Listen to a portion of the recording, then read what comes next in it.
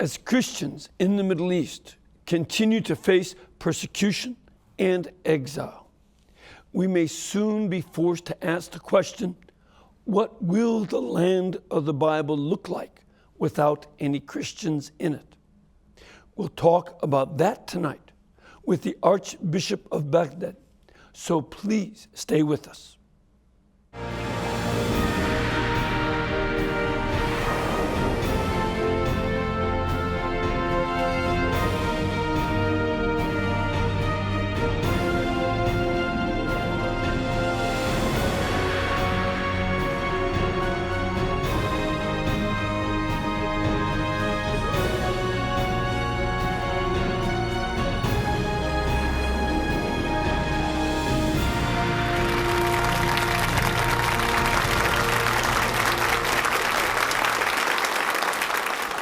Thank you very much and welcome. I'm Father Mitch and welcome to EWTN Live, our chance to bring you guests from all over the world. And our guest tonight has seen how sectarian fighting and war can destroy a country, its people, and their faith. He has seen the devastation in Iraq, in Libya, and now the same things are developing in Syria and Egypt. To shed some light on what the people of the region are facing, please welcome the Archbishop of Baghdad, Most Reverend Jean Sleiman.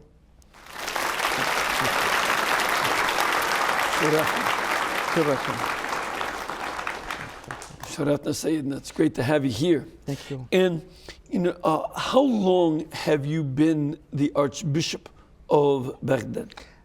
Since 2001. Since 2001. Yes. So I am Archbishop of Baghdad for Latin Church. Yeah, I was just going to say that so that folks understand, there are a number of very ancient churches. Exactly. The Chaldeans are probably the oldest, no? Assyrians and Chaldeans. Yeah, Assyrian Orthodox and Chaldean Catholics. We're all cousins. Syrian Orthodox and Syrian Catholic. Yes. And then, then there's Syrian Orthodox and Syrian Catholic. Yes. These are ancient communities in Baghdad and in all Iraq. Yeah, Iraq was first evangelized by whom? St. Thomas Apostle. Yes. And some of his disciples. Yes. Like Mar Addai. Yes. Saint Addai. I think it's the Christianity in Iraq is one of the oldest in the world. Yes. Because after Jerusalem, the apostles spread in all the world, and the community in Iraq has been evangelized, I think, before the end of the first century. Yes. And we have a very, very old church. Some historians... And you don't mean a church building, you mean a building. A church, church building. We have a building from the, some say from the first or say the second century. Maybe the third, but really it's one of the oldest in the world. Yes.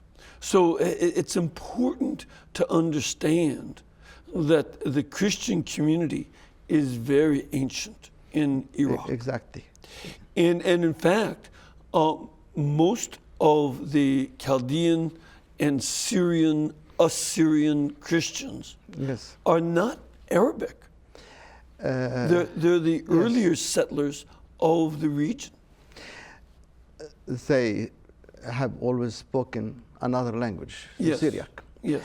They also, in their liturgy, used to use the Syriac. But you know, it's difficult to separate the ethnic groups. Sure. I think the first evangelized in Iraq were Jews. Mm-hmm. The most important diaspora in the world was in Iraq. Yes. After the exile of Babylon.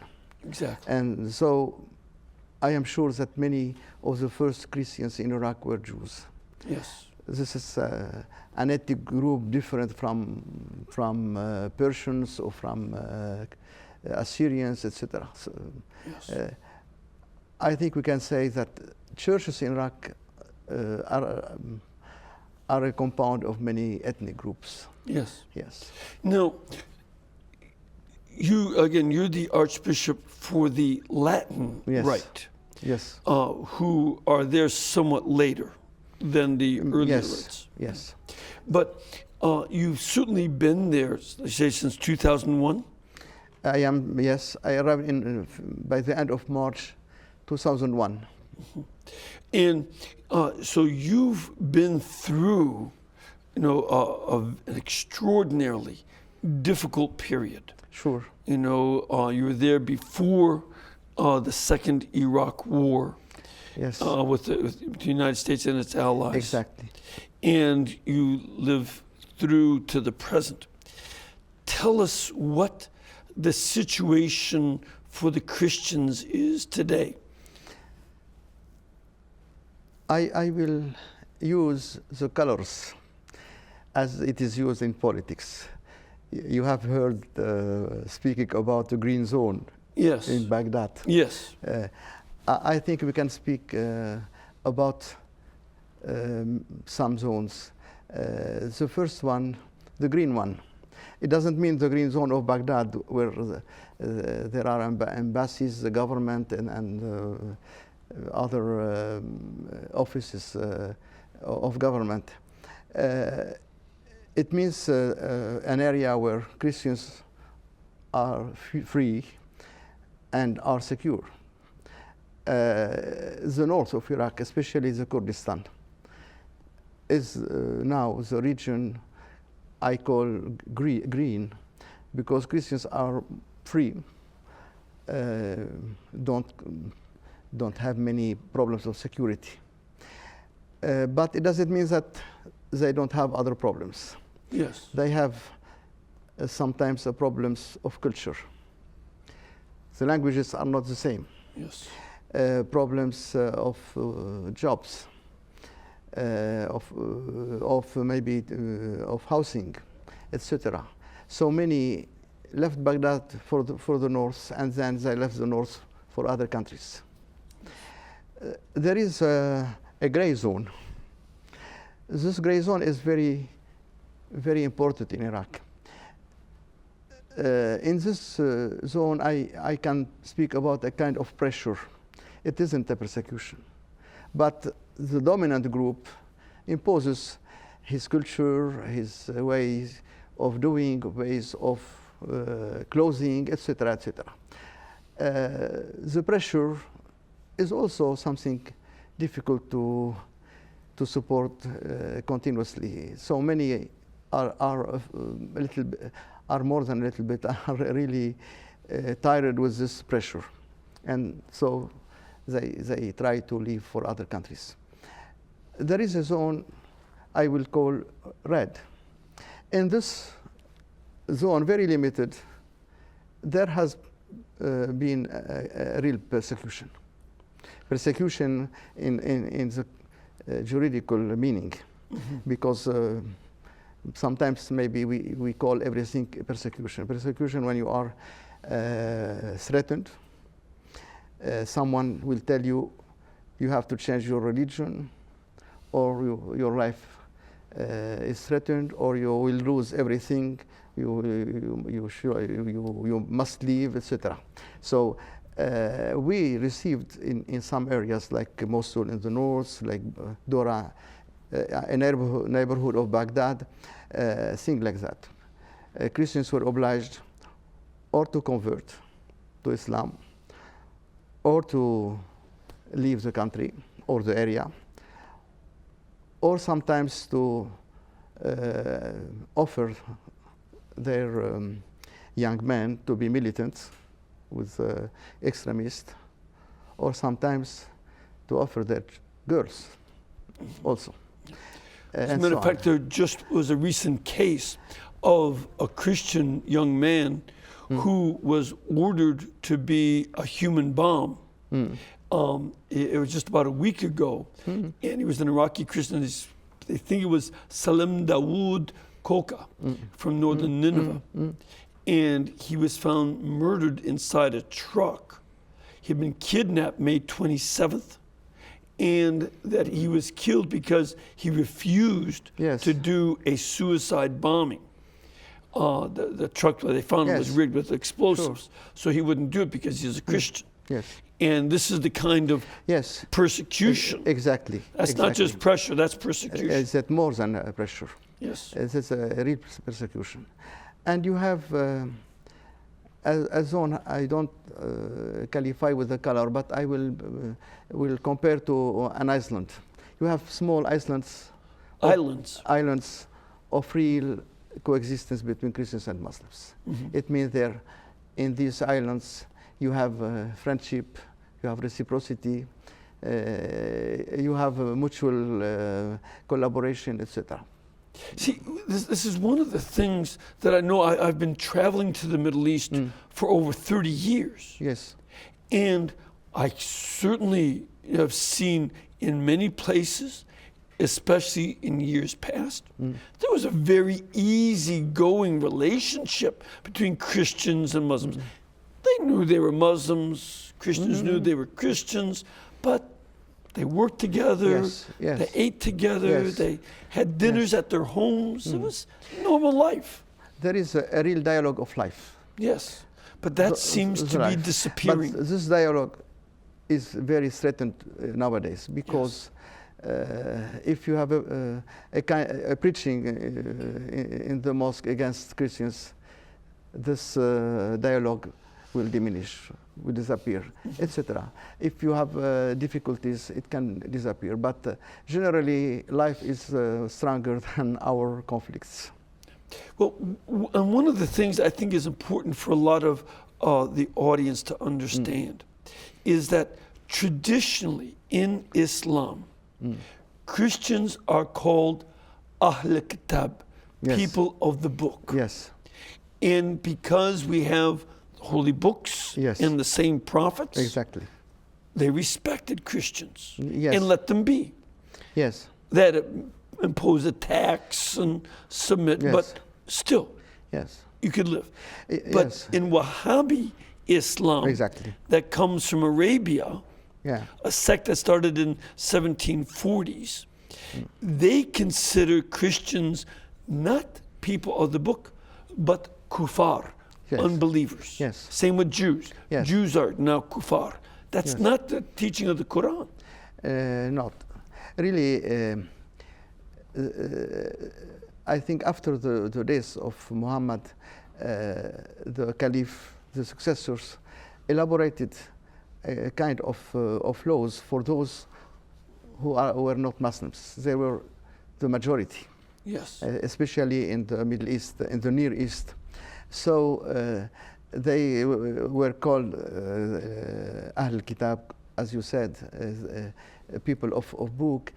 They have been called also Ahl Zimma, Zimmi. And really, this situation maybe... And Dhimmi means what? Dhimma means conscience.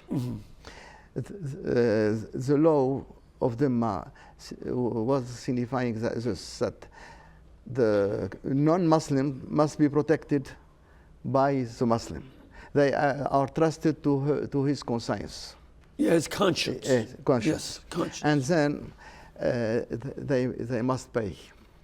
A tax called jizya. Yes, called jizya, and in some our documents in Latin, it was called capitatio, caput, the price of the head. Right. So it means the price of life. Right.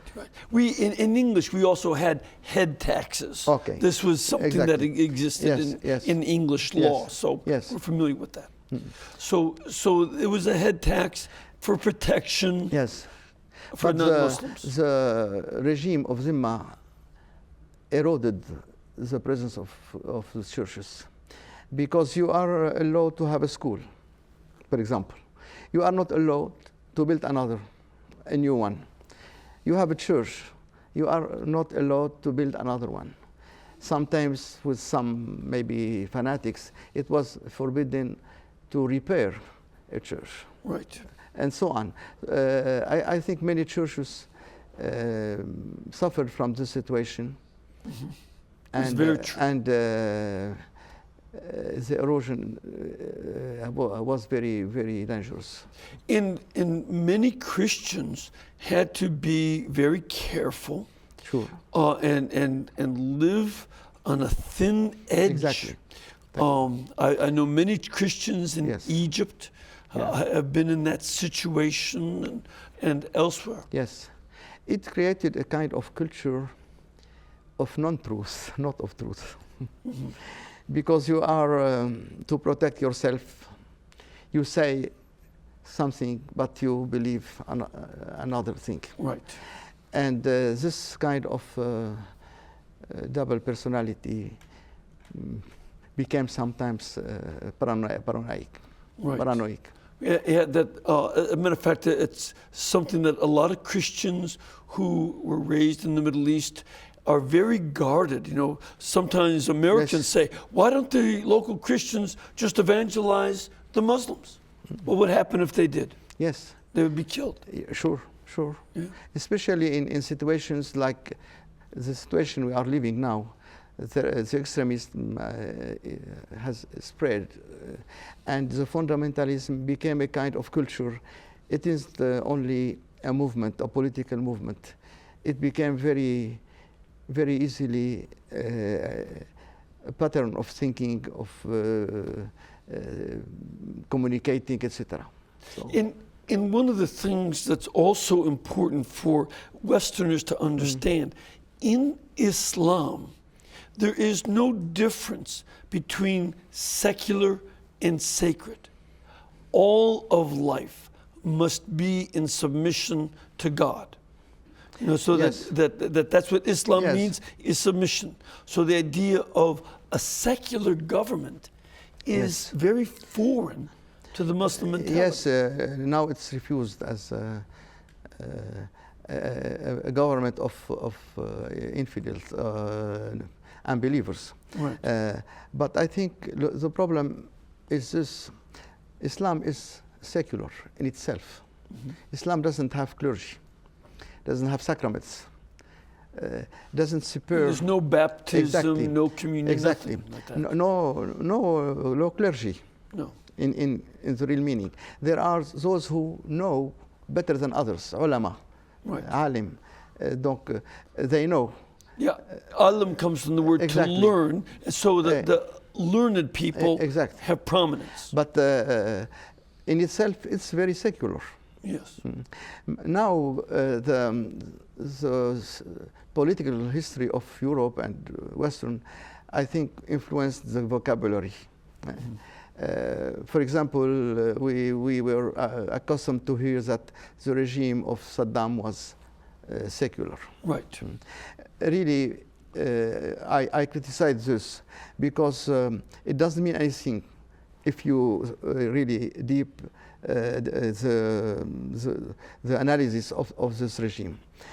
The social and personal laws were Islamic, Yes. were inspired by Sharia.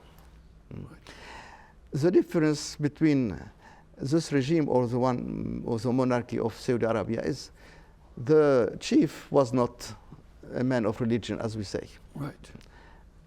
and his interest was more important than the interest of the religion.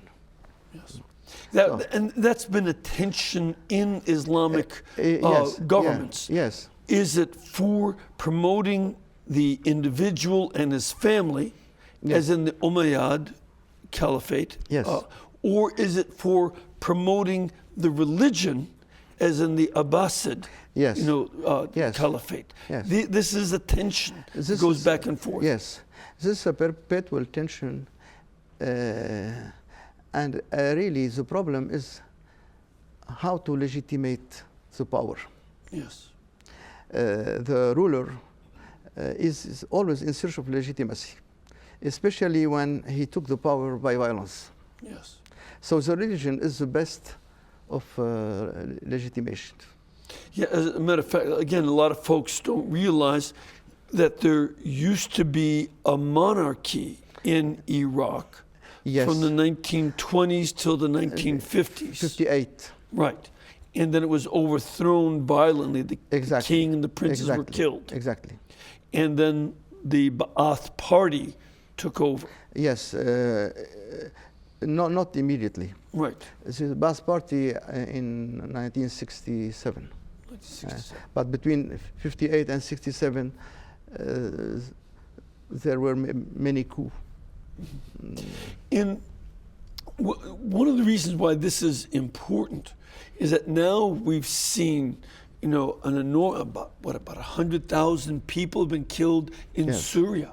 Yes. And there it started off as different political issues, but now it's becoming where radical Muslims Yes. are also becoming involved, killing priests. Yes. There was Destroying churches, monasteries. Yeah, yes. Destroying many things, not only churches, but even churches. yeah, there were a couple bishops who were Who are captured still, a couple months ago. Exactly. Yes. There is a priest who has been killed some weeks ago. Yes. Father Francis. Furad, I believe Murad. his name was. Yeah. Yes. And also in the bishops, it was the Greek Orthodox Bishop of Aleppo, Aleppo, Bulos Yazji. Yaziji, yes. And also the Syriac Orthodox Yes, Bishop, yes. Yohanna Ibrahim. And then we also saw last week or 2 weeks ago in Egypt that there was a priest murdered and lay people murdered. Exactly. And these two bishops were negotiating the liberation of two of their priests who are kidnapped also. Yes. So And nothing's been heard about them since. nothing until now. Yeah. So, you know, this, again, it's hard for us to understand. I mean, we see pictures of battles and people yelling and Yes. shooting and things, Yes. but the Christians haven't Yes. really taken a side, have they? Yes, the Christians are paying for all of the of the groups. Right. Really, I think to simplify the analysis, the societies of this region of the world are still divided between tradition and between modernity, Yes. between tribalism and between really the discovering of the person. Yes. The tribe, in the tribe, the person isn't important. Yes. The group is important, and the chief of the group. So the governments until now really didn't realize this contradiction, didn't reach a solution for this contradiction in the society. So these societies were really tired from the rulers. Now the Islamic movement is the one who has money, who has also a kind of experience, etc. And also a lot of energy, a great deal of enthusiasm. People are motivated. Right. And this is the basis of this society. Now, we cannot ignore the interventions of the governments of the region, the international governments. Every government is in search of his interests. So, Of course. this complicates more the situation. And again, it's very important for folks to understand the Christians in Syria and Iraq and Egypt do not have militias. Sure. Nobody gives them guns. They're not looking for guns. They're not looking to make an army. Sure. They just want to live. Yes. And they're caught in between everybody else. They were serving the state, the government, and I think for the Christians the only protection is to have a state, Yes. and a state that really Recognizes rights. exactly, because for example the experience of Iraq with the collapse of regime, we had freedom. We have freedom to give others, but no state to govern, to rule, to be the arbiter, the judge of this situation. Yes. So our freedom has been confiscated by the extremists. Yeah, it turned into, Yes. the freedom turned into anarchy. Exactly. Yeah, And this is a horrible situation for the Christians to live in. And so many are leaving the countries all over in great droves. Really, it's a suffering for all Iraqi, not only Christians. Yes. The difference that makes Christians suffering more than others that they are a minority. Yes. And every person who leaves Iraq, they feel that they are diminishing, they are more poor, more vulnerable. Yes. Yeah, vulnerable. Because really our cross since 2004 is immigration. Yes. Well, we need to take a break right now. Okay. We're going to come back in about a minute or so.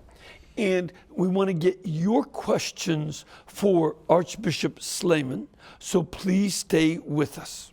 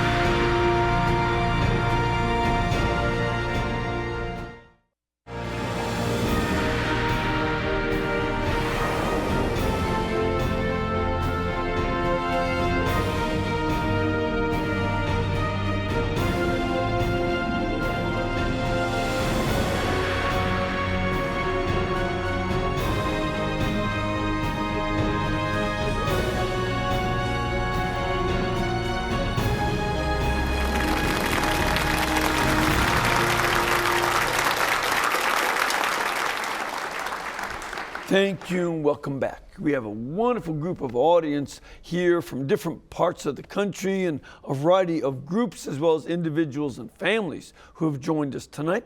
And we'd love to have you come as well.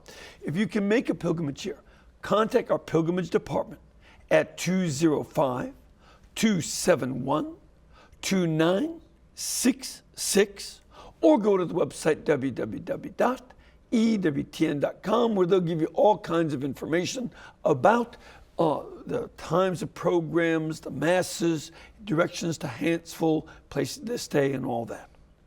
Also, we want to remind you that World Youth Day begins July 22nd in Rio de Janeiro, Brazil.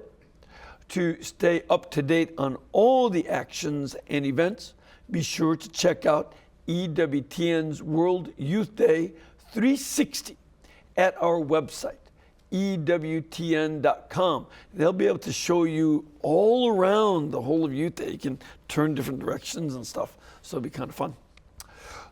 Sayyidina, would you like to take some questions? Yes. All right, let's start off with a caller. We have Eugene on the line. Hello, Eugene. Eugene, are you there? I don't think we have him. All right, well, I'll tell you what, why don't we get somebody from our studio audience and we'll see if we can get back to Eugene. Let's start off with this gentleman over here. Sir, where are you from? Hi, I'm from Florida. Great, and your question? Yeah, first off, my admiration and respect for you and all Christians in the Middle East, for we do not understand what persecution is, Your Excellency. My question, with the overthrow of Morsi and the Muslim Brotherhood in Egypt, now with a secular president and prime minister, or at least it appears to be that way, do you foresee the Coptic Christians being able to have the freedom that they, as I understand, once had under President Mubarak? Yes. I would say wait and see. But the beginning is encouraging. I think for the first time there are 3 Christians as ministers.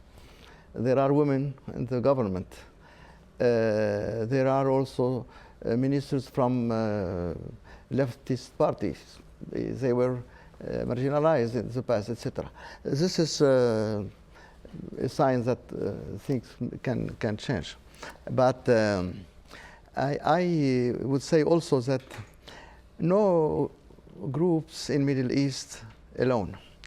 They have someone who is helping them, who is sustaining them, and I wish that the states that are sustaining some groups here or some groups don't make the war through the Egyptians or through Middle Eastern groups.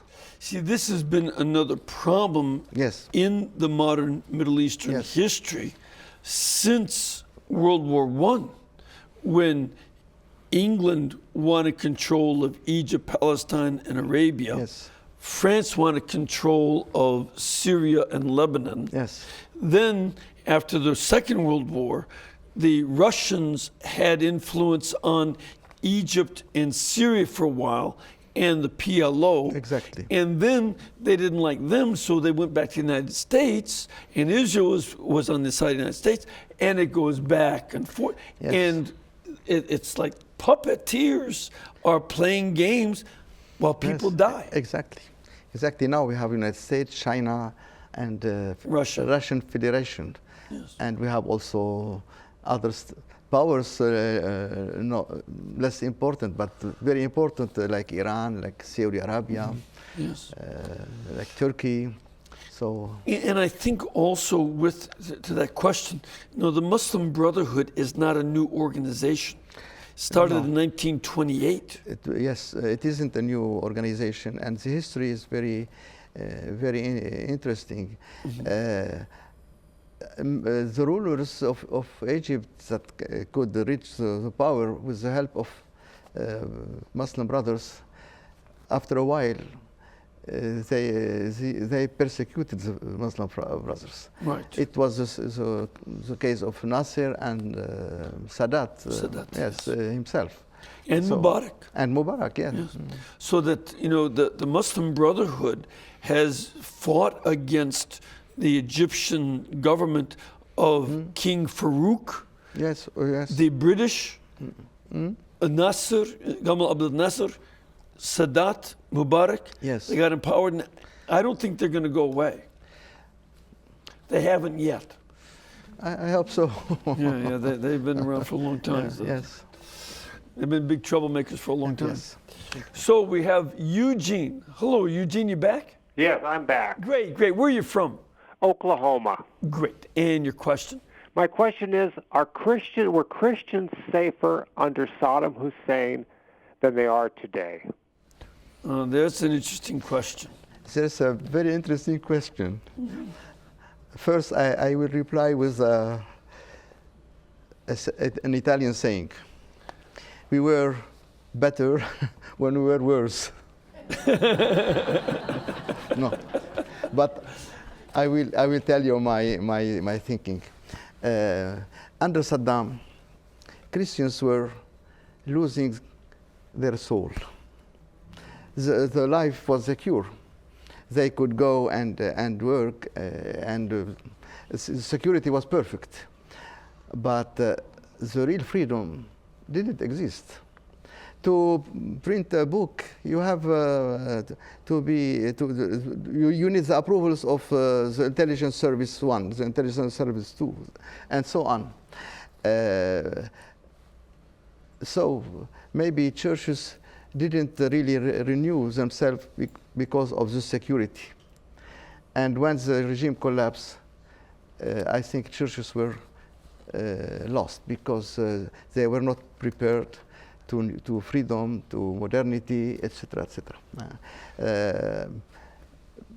In a way, the Christians and all Iraqi were safe. But for culture, for spirituality, for freedom, we were really like in a cemetery, the piece of cemetery. Well, maybe the image I had is that it was something like being in a zoo. Yes. The animals were safe and well fed, but in a cage. Yes. And so that, Exactly. you know, and so long Thank you. as Thank you as so long much. as you don't mind being in the Exactly. cage. But And after, if you did something to the cage, he killed over 2 million of his own citizens. exactly.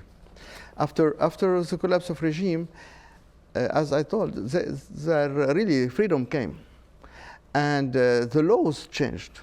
Many laws are more liberal now than before, but all this has been monopolized and imprisoned by the violence, by the groups. Yes. Maybe it's interesting to remember for history that after the collapse of regime, Iraq was for 3 or 4 months without state, not government state. The army, Didn't exist. yes, no, everything has been suppressed. Yeah, dismantled. Yes, dismantled. We asked not to dismantle because it's very complicated now. But we were without state. And see, and one of the And then problems. this permitted to many groups to take the weapons, to organize themselves. Many prisoners organize themselves. Many religious groups organize themselves as political party, as a military party, etc. And so this situation prohibited really the refoundation of a real state. The state has been refounded, but it's a kind of a sum of many small states. Also, one of the problems is that tragically, for Iraq, the American policy was not to control the border securely enough. Sure. And many groups came in Exactly. and did a lot of damage and then built their own following. Sure. This is, I think, we are suffering until now from this lack of state. Yes. During this period. Yes. Because I think Iraq today has to solve many questions. The first question is its identity. Yes. What does it mean to be Iraqi? Yes. For some Iraqi, we are Arabs. For some others, we are Kurds. For some others, we are Armenians, etc., etc. Under the Baas, everybody was obliged to say, "I am Arab." No other ethnic groups or belonging, etc. Now the problem is the contrary. There are many identities. What's the identity of the whole country? We don't have a real answer. Then there is another problem: the unity. Iraqi has chosen the federation as regime, but federation in Iraq means division, means every region or every group is autonomous. So no interaction between the state, the central state, and the regional states. Yes. This is a great problem. Tremendous. Yes. You know, that was one of the problems in the way that Winston Churchill, Gertrude Bell, and Colonel Lawrence did when they invented Iraq after World War I and the collapse of the Turks. So these tensions existed and never were resolved. Sure. Because I think that until now we don't care of culture, of minds. We have established a state called Iraq. It's like to give someone a habit. You give him the habit, but you didn't change his mind. So the habit doesn't make a new woman, a new man. So we have this experience in Middle East. The culture is until now something forgotten. And when I say culture, I intend the minds, the way of doing, communicating, the vision of God, the vision of others. We are still very traditional in this culture, Yes. with many new and modern instruments. Yes. So there is contradiction between the instruments and the thinking. Let's take another question Okay. from this lady. Ma'am, where are you from? Ohio. And your question? I was wondering, are Christians persecuted as far as work? Can they find work? Do you get suitable wages? That sort of thing? Yes. It's a very important question. Really, the first years after the collapse of regime, there were many jobs, but it was dangerous. For example, to work with a company, Western company, was dangerous. The resistance has threatened everyone who is working with Americans, with Western companies, etc. There is also another thing. Maybe Christians, because of fear, because of a kind of disappointment, preferred to immigrate than to find a job. Now, in public offices, in the government, there is a kind of discrimination, not in the laws, but you have to belong to a political party to have this job or this other. So, and many Christians don't like to belong to parties, political parties. Right. They try to stay Yes. out. We have another caller. Hello, Morris? Yes, Hi, where are you from? Florida. And your question? My question, I think the Archbishop answered part of it. During the 50s, 60s, and 70s, the big thing in all the Middle East was Arab nationalism. And it separated the Arabs from the Persians and from the Turks and all this kind of thing. Now, all of a sudden, this has disappeared, and Islamism is taking over. And I was wondering whether the Archbishop would try and enlighten us on why that happened. Yes. No, Thank you, Morris. That's, thank you. You're right. You're right. The nationalist movements were born to modernize the societies, maybe to change the link between society, between politics and religion. But with the time, I think they couldn't really change culture. They had the same mind. So they couldn't persuade population. They became violent. When they took the government, they have been very violent. As we know, in Iraq and Syria, the Ba'ath Party, he has been very violent. So I think the good ideas were lost because of this failing of their politics and their violence. And sure, the Islamism could take their place very easily. It isn't better. It isn't. It's also violent, and its violence is more dangerous because when someone tells you, "I have to kill you because God wants this," what answer can you give? you can't Yes, appeal that. Exactly. This is more dangerous, but I hope that we have been hearing all the media speaking about Arabic Spring. I never saw until now the Arab Spring. I hope that maybe the Arabs must really decide if they want to be modern, if they really want to overcome their tribalism, overcome their confessionalism, etc. Yeah, and I think it's important to understand that the idea of nationalism Yes. was brought to the Middle East by people who had studied in Europe. Sure. the Turkish officers, Yes. People like Michel Aflaq Exactly. from Damascus, they'd all studied in Europe where nationalism, Yes. before the First World War and between the wars Exactly. was current. Exactly. And it was a foreign idea.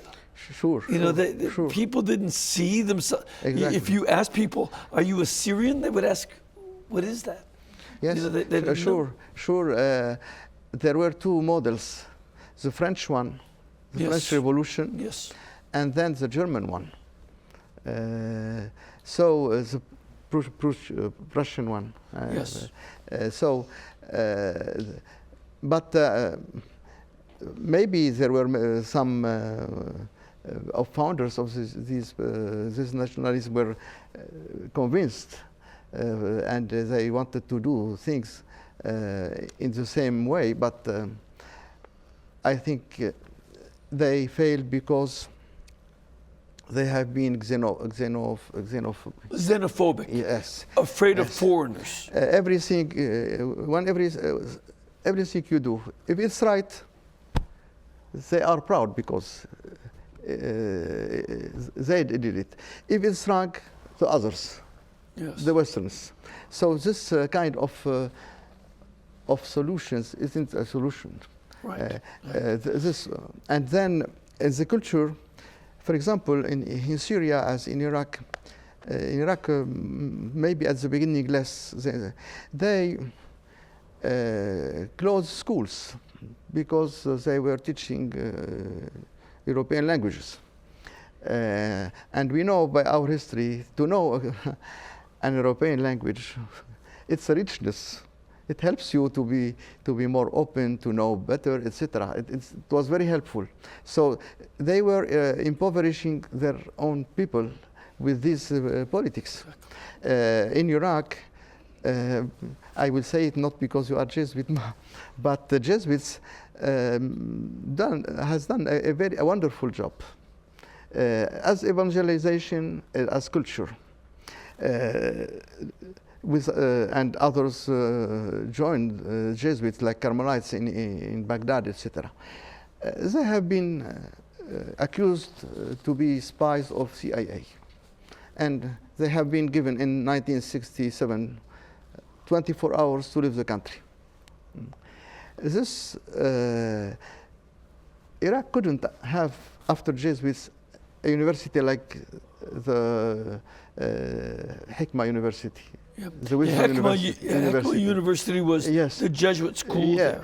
It was fantastic. The schools couldn't really have the same level, etc. So it was in the name of nationalism, of Arab nationalism. But this kind of politics, I think, destroyed the good intention maybe that was at the beginning. And you saw that with the nationalism of the Turks when they destroyed the Armenians, and then later, a few years later, when they forced all the Greeks to leave. Exactly. That it hurt Turkey as well as was a crime against humanity. Sure. This is they were foolish in the name of nationalism. And today nationalism isn't really something up to date. No. Nationalism is limited. No, they took it when it was already And I out think of date. we are glad to have many people who are basing their politics on human rights, on development, on culture, on best relations between men and women, etc. This is very important. We have another question from our studio audience. Ma'am, where are you from? Bergenfield, New Jersey. And your question? I was just wondering, what is the total population of a Catholic Christian in Iraq? Yes, this question is the most difficult because nobody knows exactly. I must say before answering that Iraq didn't do any census since 1981. So we have a basis, we lack of a very important basis. Then the Christian community was esteemed at about 1.5 million before the 2003. collapse of regime. Now, the esteems, it must be between 400,000 and 600,000. So it's going down. Yes, quite a bit. but I am telling you, it isn't precise what I am saying. It's a guess. It's yes. We have just a little time for one more question. Ma'am, where are you from? I'm from New York. And your question? My question is, Bishop, mindset, a baby lying down there knows nothing. So I don't know whether it is the adults who are teaching these new babies for them to grow up and become so wide like that, and behaving as if there is no love, no respect for life, no fear for blood, and just slashing throat. Yeah. I'm not sure whether they are aware that they are all from roots, like they are all from Father Abraham. You are right. You are right. I hope that Christians, instead of emigrating, can stay and build peace and build and educate. I spoke many times about culture. Culture means education also, means development. And I think it's important now for all Middle East to rebuild peace by rebuilding culture and education. Yeah, again, I don't think a lot of folks understand how important the very large Christian population that was conquered by the Arab Muslims back in the 7th century actually helped educate those Arabs, gave them a whole culture that included Aristotle, Plato, architecture, science, medicine, mathematics, and help build them up. And this is what Christians would like to do now, but the persecution is serious. Sure. Really, the history of Islamic states shows that at the beginning, Christians were the majority. Yes. And until, for example, a country like Syria, until 17th century, Christians were still the majority. Right. But for many reasons, the changed Yes. radically. And maybe this is important today to remember the presence of Christians can save the culture, can save the society, can create a kind of a very positive difference in society. Sayyid, I'm afraid that we're all out of time. I want to thank you for making the journey. I know you're doing other visits here. And if you would join me in giving a blessing to our audience. Okay. May Almighty God bless you and keep you, the Father, the Son, and the Holy Spirit. Amen. And we can have visitors like Archbishop Sleiman and many others because you make this network possible. Please, especially during these summer months, keep us in between your gas bill, your electric bill, and your cable bill. And we will be able to pay our bills. I know that a lot of you are traveling at this time of year and are gone with your family, but if you could remember us, because our bill collectors are not on vacation. They're there. So please help us out. Thank you very much, and God bless.